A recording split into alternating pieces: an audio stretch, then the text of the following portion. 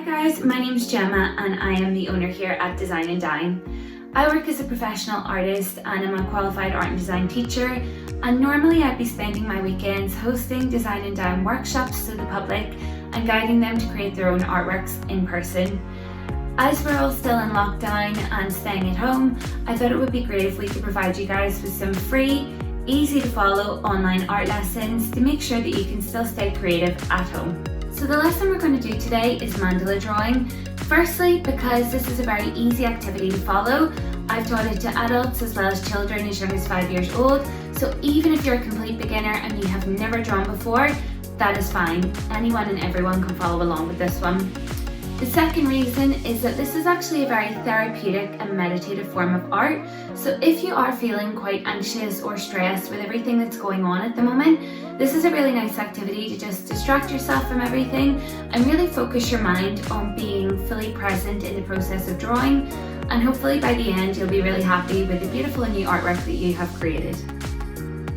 So the materials you're going to need will be paper, a pencil, a ruler, either a black pen or black marker, and ideally a compass to draw your circles. Now if you don't have a compass in the house, that's fine. There's another way that we can do the activity. Normally I would recommend thick paper, but we're in lockdown, so just use whatever paper you can get your hands on for today. So the first thing I'm going to do is find the center point of my paper so that my artwork is nice and central. So I'm going to measure halfway across the page and halfway up the page and just mark that center point with my pencil. So now I'm going to use my compass to start drawing circles out from that center point that I've just created. You'll notice my compass is a more traditional one with the piece of lead already included in it, but obviously any type of compass will work for this activity. When you start drawing your circles, just go with the flow and enjoy it. There's no right or wrong answer for this stage, but just be aware that the more circles you use in your drawing, the more detailed and intricate your design is going to be. The less circles you use, the more simple your design is going to be. So it's really up to you how many circles and how much detail you want to include. You might decide you want it to be super detailed and you'll add lots of circles, or you might decide you're going to start with a more simple design and use a few less circles. Okay, if you don't have a compass at home, the other way to do this is just trace around some circular items that you find at home. So what I've done is gather together some tape, some glasses, a coffee jar and some glass bowls as well. The reason that I've chosen these items is that you can see through the centre of all of them. If you chose an opaque item, it would be impossible to keep everything centred, but with these here I can see exactly where I'm drawing my circles and exactly where the centre point of everything is.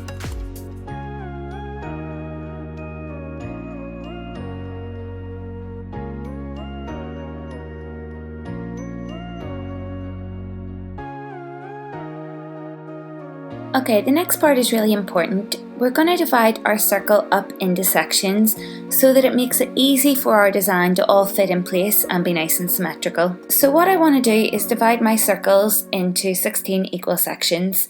It sounds a little bit tricky, but we're just going to take it step by step. So the first thing I'm going to do is draw a line straight down the middle and straight across the middle, so my circles are divided into 4 equal parts. So what I'll do now is split these 4 parts in half again so that I have 8 equal parts. If you have a protractor at home, of course that'll make it easier to make these parts equal, but if like me you're just going to do it by eye, then just take your time with this, and when you're placing your ruler, just make sure that both sections on either side of the ruler look equal. So I'm just going to repeat that process again now and split my 8 equal parts in half so that I have 16 equal parts. The reason I like to split my circles up into so many sections is that these serve as really good guidelines for keeping all of your pattern in perfect place and making sure all of your designs look equal and symmetrical, so it takes all the hard work out of the drawing. So when you look at a mandala design, you might think that it's very detailed and very difficult to do. But on closer inspection, you'll see that all of the designs are made up from very basic shapes, which all of us are able to do. So here's some of the basic shapes that you can use to form the patterns in your circles. We've got lines, dots, which you can do big or small, little circles. We've got short and long petals, which are kind of a semicircle design. We've also got pointed petals, which kind of look like the dome of the Taj Mahal. And then we've got little raindrop or teardrop style patterns, which can be done thin or as a wider version, as you can see below. You can also add in geometric shapes such as triangles. And again, there is no right or wrong answer to this process. It is entirely up to you which basic shapes you want to add to your design, and you can add as many or as little of each one as you like. So now we're going to look at how we can fill in our basic shapes with some added detail to make our overall design more intricate. If you have a small basic shape like a circle or the short petal, you can simply add a line, a dot, or a little circle inside of these. And if you're working with a bigger basic shape, you can maybe add another leaf pattern or a line and a dot or some kind of spiral or floral pattern to fill it in. For example, if I'm working with the pointed leaf, I would sometimes add another pointed leaf inside of that and then a dot or a line inside of that. But again, there's no right or wrong answer, so go with the flow at this stage again and just have fun experimenting with this process and creating your own unique design.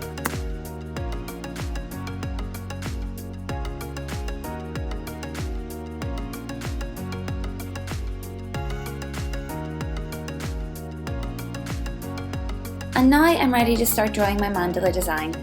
I'm going to start drawing from my center point and work my way out towards the outside of the circle, and you'll see here that those equal sections that we measured out earlier are going to help to keep all of my shapes and my pattern in perfect symmetry.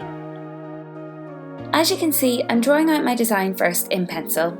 This means if I make any mistakes, I can simply erase them, fix them, and make sure that I am happy with my design and I have perfected it before I go over it later with a thin black marker or a black pen.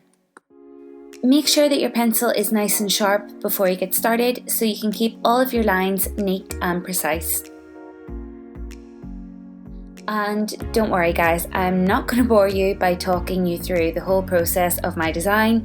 Instead, I'm going to just let you guys watch how my design develops, and at the end you can take a screenshot of the completed design if you'd like to use that for inspiration for your own.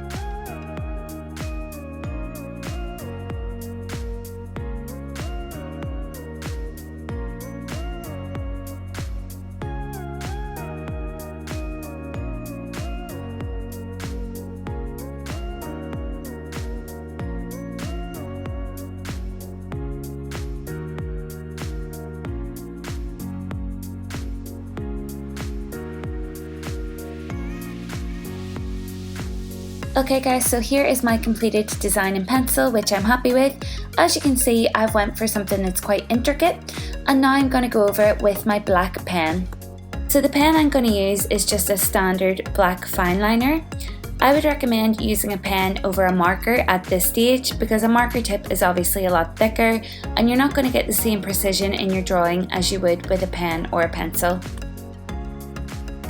I would really recommend working with one of these fine liner pens if you can get your hands on one.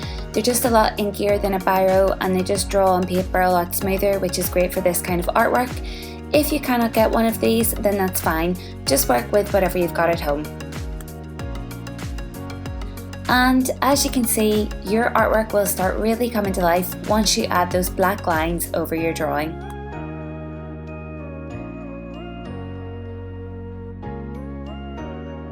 So now I'm going to take an eraser and very gently erase all of the pencil lines that are still underneath the pen. Make sure all of the ink is completely dry before you do this. So this final stage is completely optional. You might decide you love your mandala artwork as a line drawing, but if you'd like to create a little bit more contrast and more of a three-dimensional aspect to your drawing, you can start colouring in some of your pattern with a black pen or black marker. I decided to go for quite a thin-tipped black permanent marker to colour in parts of my design.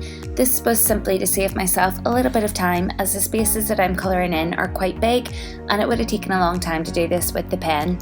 However, if you're colouring in parts of your design that are quite small, I do recommend colouring in with the black pen at this stage so that you can be a little bit more precise. So here is my final artwork. Feel free to take a screenshot if you'd like to try and do something similar to my design. And if you do decide to try out this tutorial at home, please do tag us in your posts, send us a message or send us a copy of your final artwork. We would absolutely love to see your mandala designs.